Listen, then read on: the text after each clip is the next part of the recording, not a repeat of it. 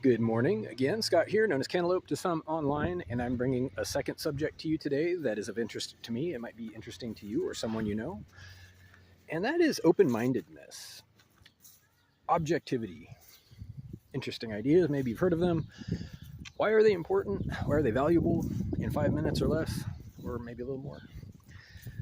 Open-mindedness, it's easy when we get started, right? Well, we call this idealism sometimes. We call it eagerness to learn, sensitivity. There's a lot of words to describe the formative years, which is, why we insist that people get educated during that time.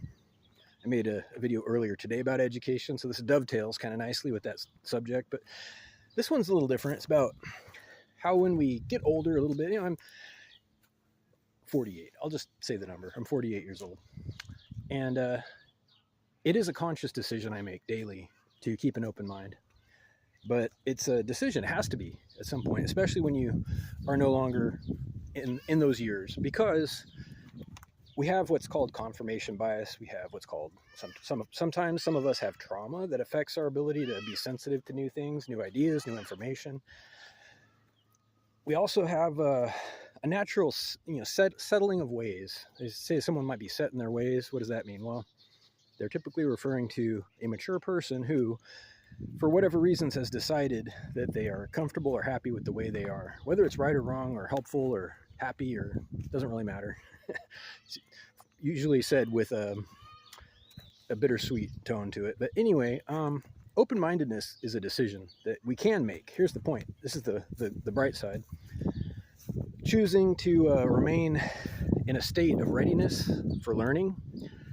You can choose this. You can, decide on a daily basis to view things as a blank canvas, as opportunities to continue learning.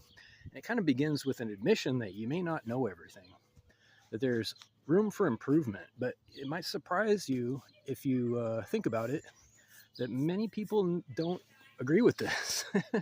They get to a point where they're just tired of learning.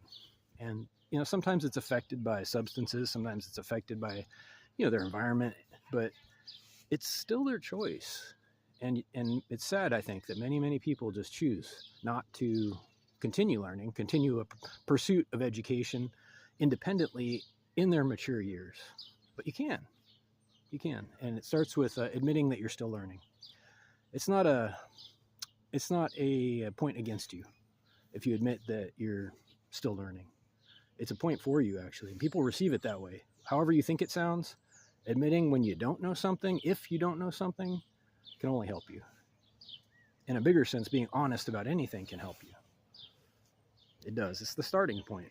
It makes you vulnerable, and it can be embarrassing, but it's really the only honest way forward, hence the word for it. But anyway, I just wanted to share that. 3.5 minutes.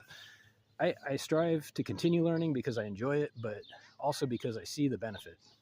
It's not always easy to admit that I don't know the most about something, but that's how you continue to learn and get better, to become more knowledgeable. How do you become an expert? By admitting that you're a beginner. There's some irony there. Anyway, have a great day. If you have questions or comments, by all means, reach out to whitehotrobot@gmail.com. Thank you.